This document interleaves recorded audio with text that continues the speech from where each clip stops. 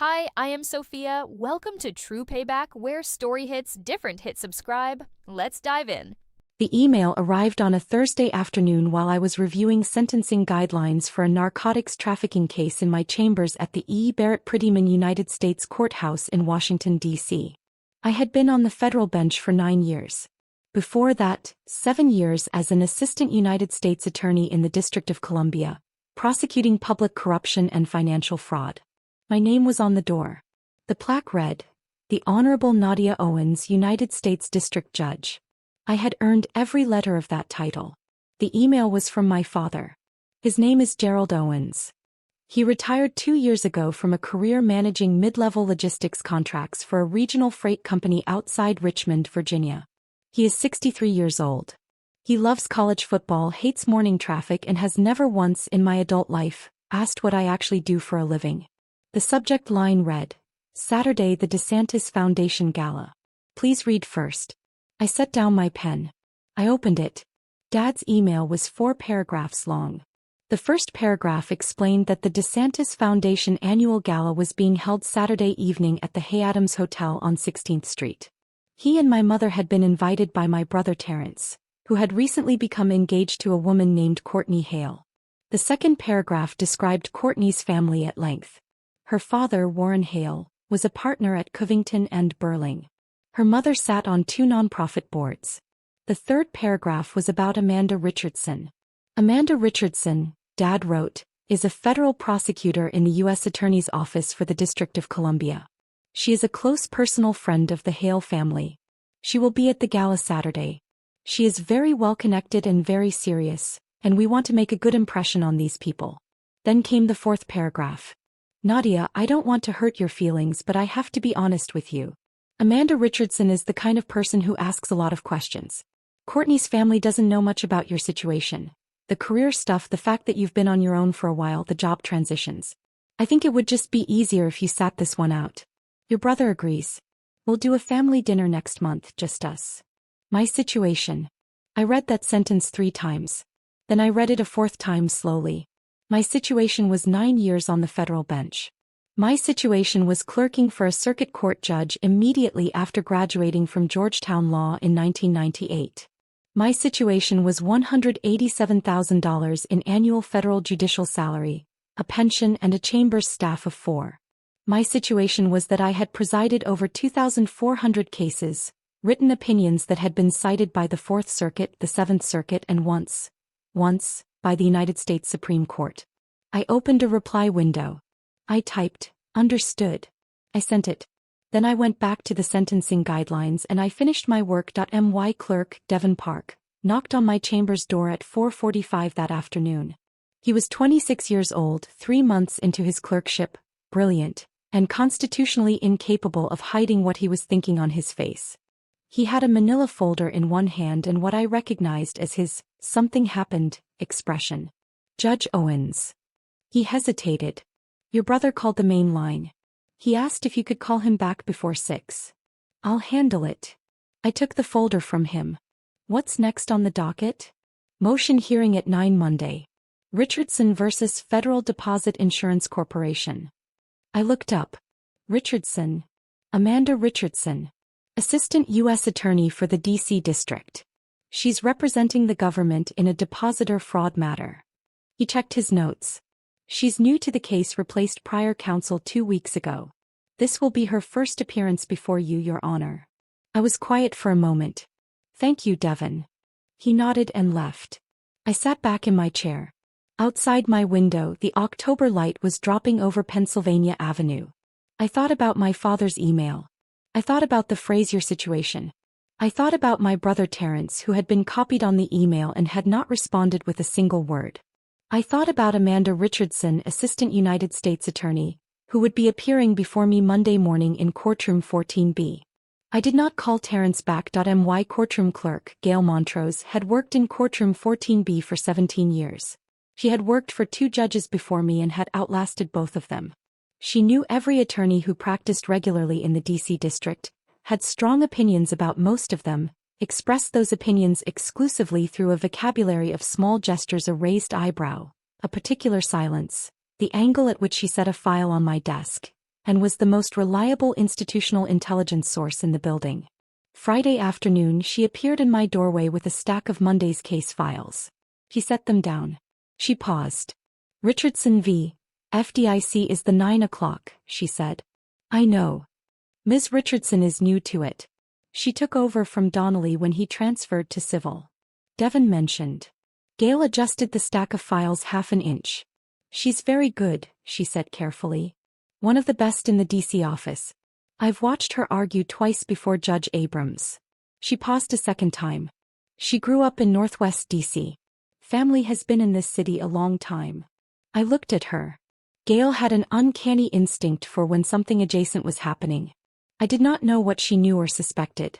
What I knew was that she was giving me information she had not been asked for, which meant she had decided it was relevant, and Gail's judgments on relevance were rarely wrong. Thank you, Gail, I said. She nodded once. Turned to go. Has she appeared in front of me before? No, Your Honor. Monday will be her first time in this courtroom. All right. She left. I sat with that for a moment. Then I opened the Richardson v. FDIC file and read every page of it. Not because I needed to, the matter was procedurally straightforward. But because I was a federal judge and this was Monday's work and the work was what I had. It was enough. Saturday came. I worked. I had 3 opinions to draft and a complex securities fraud matter that had produced 4,000 pages of pretrial motions. I ordered Thai food from a place on K Street. I watched the rain come in off the Potomac from my apartment window in Georgetown. I did not think very much about the Hay Adams Hotel. But I thought a little. I thought about my mother, Patricia, who had read the email before it was sent. I knew this because she always read his emails before he sent them and had said nothing. I thought about Terrence, who was 41 years old and worked in commercial real estate in Richmond and had never once, not once, asked how I was doing after my divorce in 2019. I thought about the phrase "the career stuff," which flattened 9 years of federal judicial service into something vague and slightly embarrassing. I poured a second glass of wine. I thought, they have genuinely no idea. And then, because I had known this for years and had simply chosen not to correct it, I thought, I let this happen. I had never lied to them. I had simply never explained. When my father asked what I did, I said I worked in law. When my mother asked if I liked it, I said yes. When Terrence asked if it paid well, I said it was fine. I had been quietly, carefully invisible inside my own family for the better part of a decade. That was a choice I had made. I had made it for reasons that once seemed logical: the distance, the politics of it, not wanting to perform my credentials at every holiday dinner. But standing at my kitchen window in the rain, I recognized it for what it had become. I had made it too easy for them not to see me. There had been a moment early on when I almost told my father everything. It was 2014, 2 weeks after the Senate confirmation. I was in Richmond for a weekend. He was watching a game. I sat down next to him on the couch and I said, "Dad, I want to tell you something that happened at work."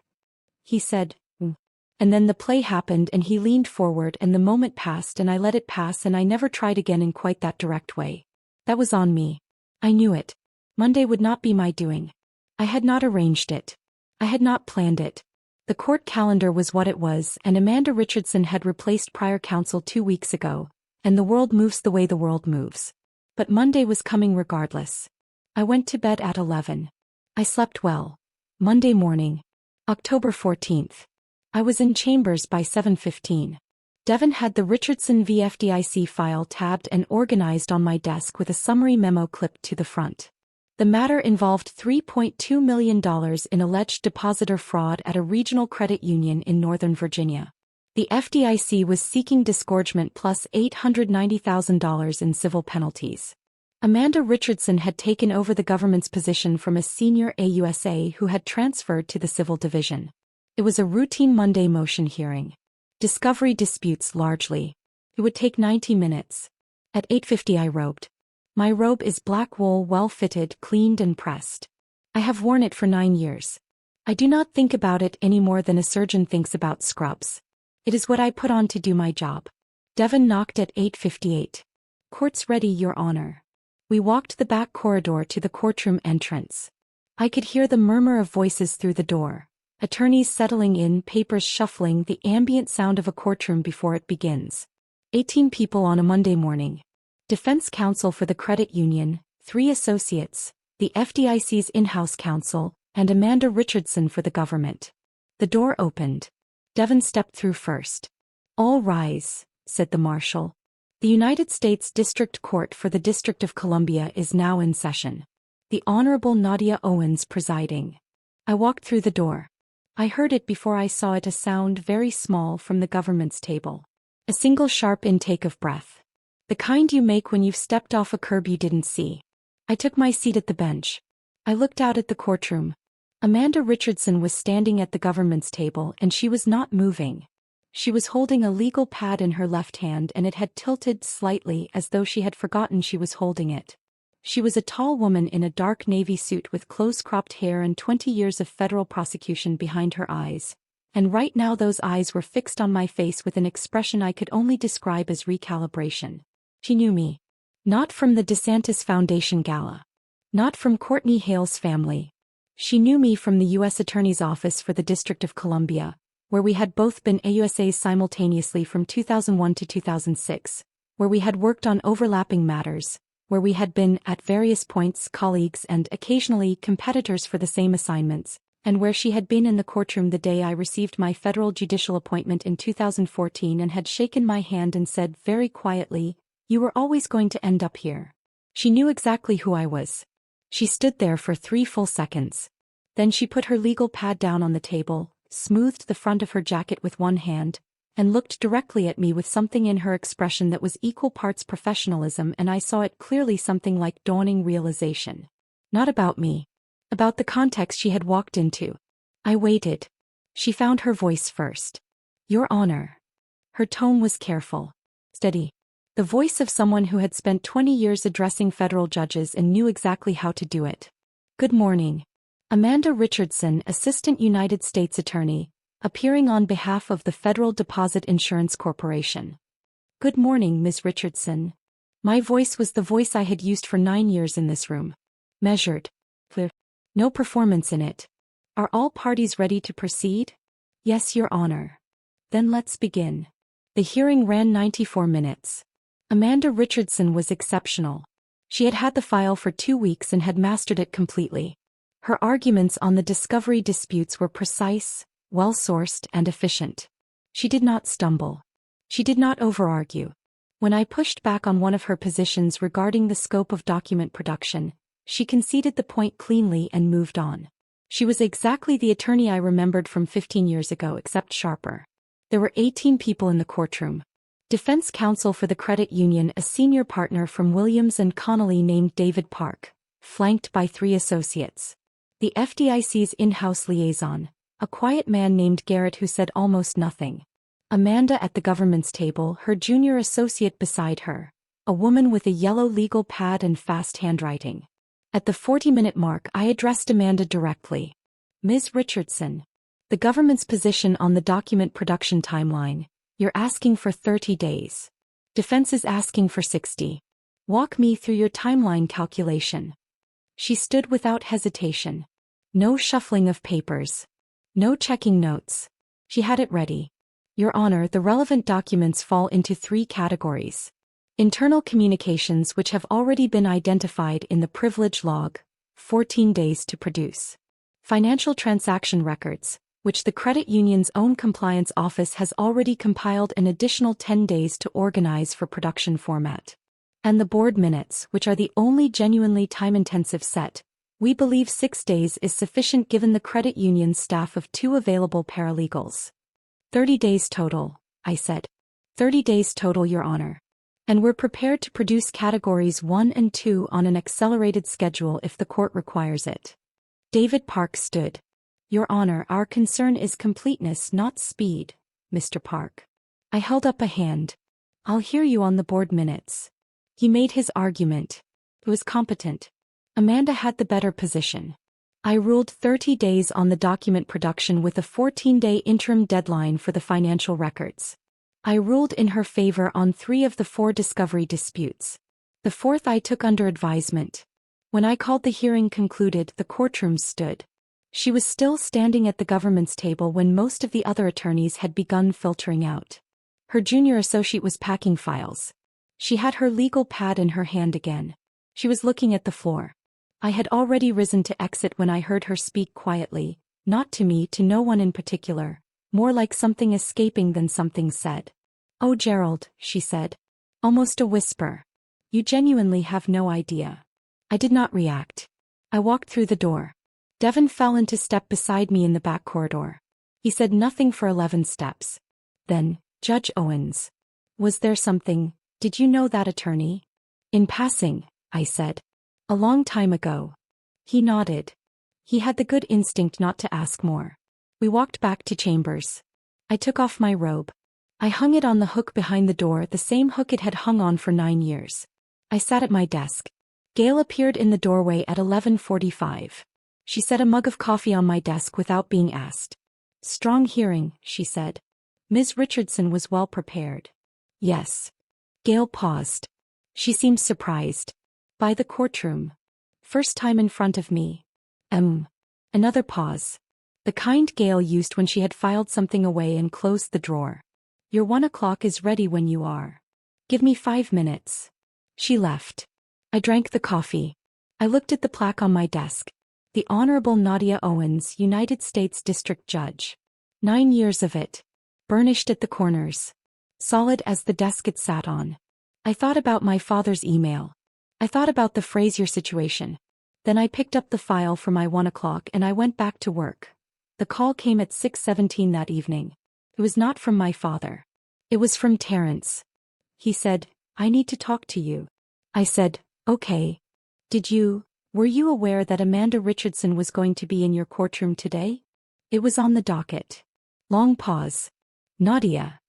His voice had something in it I had not heard in a long time. Something that sounded like he was choosing his words very carefully from a very small pile. "She told Courtney. About you. About your position. About all of it. She said she'd appeared in front of you that morning. She said..." He stopped. Started again. "She said she was sorry she hadn't recognized the name on the case documents. She said she didn't make the connection between Nadia Owens and Dad's daughter." I waited. "Courtney told her parents," Terrence said. "Warren Hale called Dad about an hour ago." Another pause. "Nadia. Dad he's not doing well with this." "How do you mean?" "I mean, he called me asking if it was true. If you'd been a federal judge this whole time." And I had to tell him yes. And he said, Terrence's voice shifted. It cracked slightly on the edge of something. He said, "Why didn't she tell us?" And I didn't have an answer for him because I don't have an answer for him. I was quiet for a moment. "The question you're asking me," I said, "is why I never corrected the picture you all had of my life." "Yes." The honest answer is that I tried once or twice early on. After the appointment. I mentioned it at Thanksgiving in 2015. Mom changed the subject. "You asked about the football game." Dad said that was nice and then talked about a highway project near Richmond for 20 minutes. I paused. I decided it wasn't worth the effort of making it land. And then I stopped trying. Terrence was quiet for a long time. We weren't trying to dismiss you." "I know," I said. And I did know. That was the part that was hard to be angry about. They hadn't dismissed me out of cruelty. They had dismissed me out of complete, uncomplicated, thoroughgoing disinterest. They had never asked a follow-up question.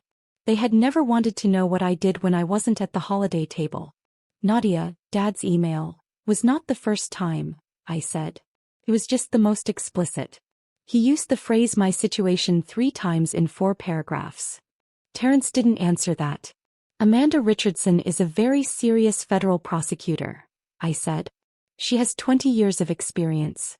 She appeared in my courtroom today and was outstanding. And Dad's concern was that she might ask questions about my quote-unquote situation. Because in his model of my life, I am an embarrassment to be managed, not a colleague of the very person he was trying to impress." The silence went on long enough that I could hear Terrence exhale. "I don't know what to say to you." "You don't need to say anything tonight," I said. "This isn't a conversation I want to have at 6:30 on a Monday. Will you talk to Dad?" "When I'm ready," I said. "Not yet." I ended the call. I stood at the window for a while. The thing about invisibility is that you can mistake it for peace. For a long time I had. I had told myself that the quiet, the not explaining, the accepting of my father's flat, incurious nods when I mentioned work. I had told myself all of that was fine. That I didn't need the acknowledgement. That I was above the wanting of it. I had been a federal judge for 9 years, and federal judges are not supposed to need their fathers to understand their job titles. But there is a difference between not needing something and not minding that you don't have it. I had confused those two things for a very long time. I poured a glass of water. I drank it standing at the counter. Then I went to my desk and wrote 2 paragraphs on the Carver-Hollis supplemental opinion I had been revising for a week. They were good paragraphs. I read them back. They held. I went to bed at 10:15. I slept. My father called Tuesday morning at 8 o'clock. I was in chambers. I did not answer. He called again Tuesday evening. I let it go to voicemail. His voicemail was 2 minutes and 43 seconds long. I listened to it once. He said he had been shocked. He said he had not known. He said he was proud of me, which was a word I had not heard from him in that context in more than a decade. He said he was sorry about the email. He said, "Your situation again," this time in quotation marks, and said he knew now that had been the wrong phrase. He said, "I don't understand why you wouldn't tell us." I listened to the voicemail twice. Then I drafted a response in my head, not as a letter, just as something I needed to articulate before I could put it somewhere and leave it there. I thought, you stopped asking. You stopped being curious about who I was. I didn't hide, I just stopped explaining because explaining required you to be interested and you weren't. Not out of malice. Out of the simple, exhausting fact that you had a version of me in your head and you had stopped updating it sometime around 1999. And everything after that, the clerkship, the AUSA years, the appointment, the 9 years on the bench, it was all happening in a room you had forgotten was there. I didn't send that. What I did 4 days later was call my father back. I told him I was glad he now had an accurate picture.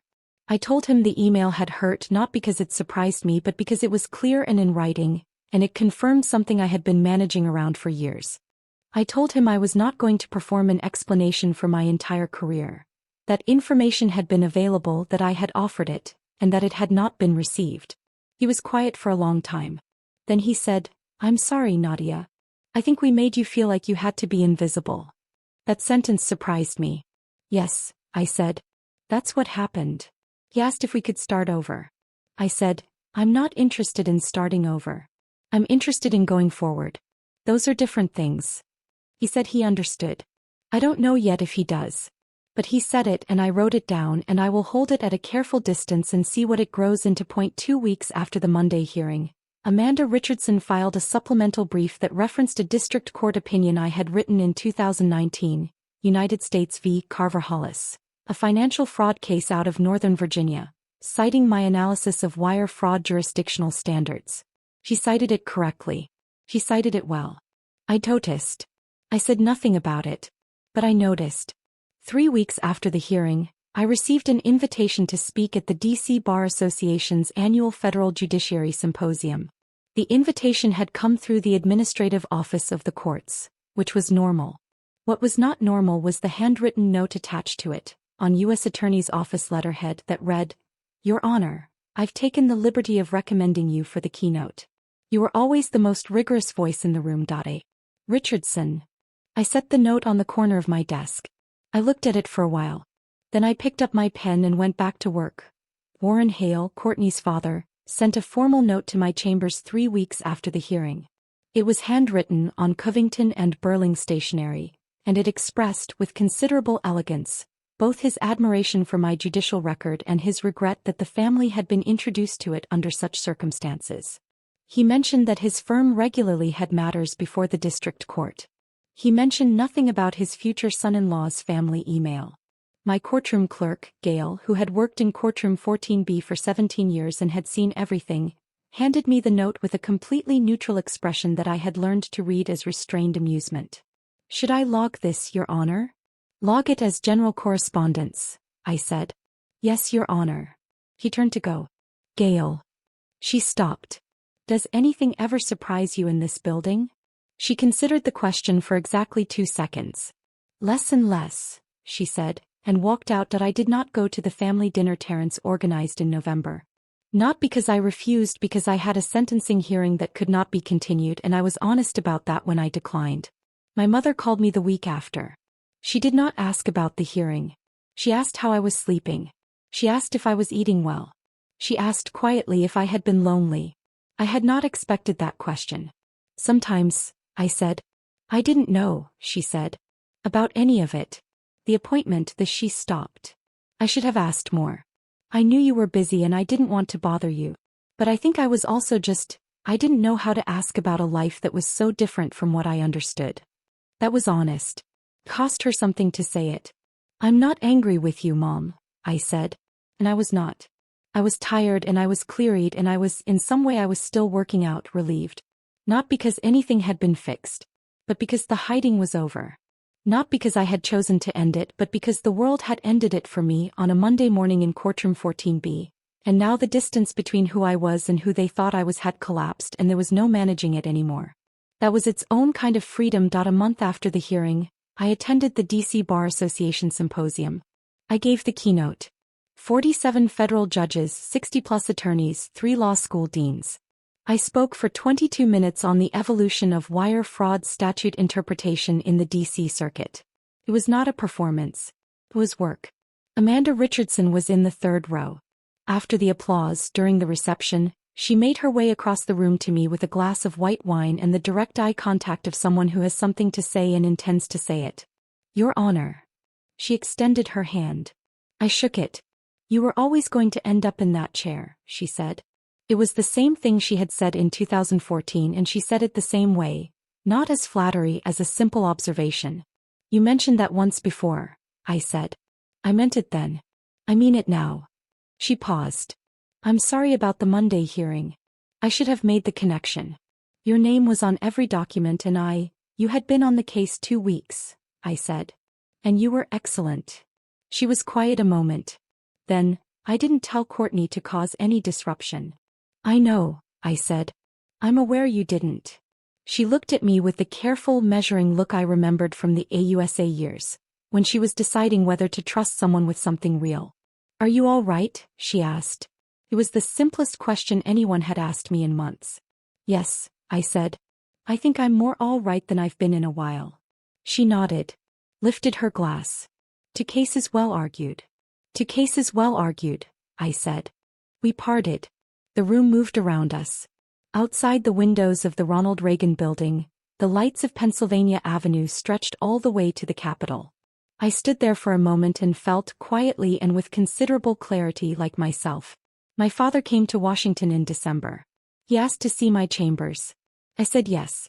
He arrived on a Tuesday morning, December 3rd at 9 o'clock, in a pressed shirt and the good coat he saves for significant occasions. Devin showed him in. My father stood in the doorway of my chambers and looked at the bookshelf of U.S. reports, the framed commission on the wall, the plaque on my desk and the view down to the street below. He stood there for a long time. He didn't say anything for a while. Then he said, It's a nice office. Thank you. The plaque. He pointed at it. Not reading it aloud. Just pointing. 9 years. 9 years. He nodded slowly. He put his hands in his pockets. I didn't ask enough, he said. No, I said. You didn't. He looked at me. I'd like to, he said. Ask more. If that's still available. I looked at my father. 63 years old. Good coat. Hands in his pockets. Standing in my doorway like a man who has driven 2 hours from Richmond to say something he should have said in 2014 or 2010 or 1998, and is finally, imperfectly, saying it. It's still available, I said. He sat down across from my desk. I poured us both a cup of coffee. Devin quietly closed the door behind him. I don't need my family to understand what I do. Not anymore. I spent too many years wanting them to see me and accepting invisibility as the price of keeping the peace. That was a cost I should have stopped paying a long time ago. But here is what I know now. The hiding was not protecting anything. It was not keeping the peace. It was keeping a gap between who they thought I was and who I actually was, and I had maintained that gap because it felt easier than the alternative. And the alternative finally arrived on a Monday morning without my permission and collapsed the whole thing in 4 seconds flat. I am not free because my family apologized. I am not free because Amanda Richardson told the truth. I am not free because Warren Hale sent a note on good stationery or because my father came to Washington in his good coat. I am free because the gap is gone. I am free because I am no longer managing the distance between the two versions of myself. I am free because, on a Tuesday morning in December, my father sat across from my desk and asked me, for the first time in a long time, what I was working on. And I told him, if you've ever had to set limits with family, you are not alone in this. Type invisible in the comments if you've ever been the person in the room that your own family didn't really see. We're out here, all of us, building lives that are worth seeing whether or not the right people are looking. Drop a comment below and let me know where you're listening from. And share this with someone who needs to hear it today.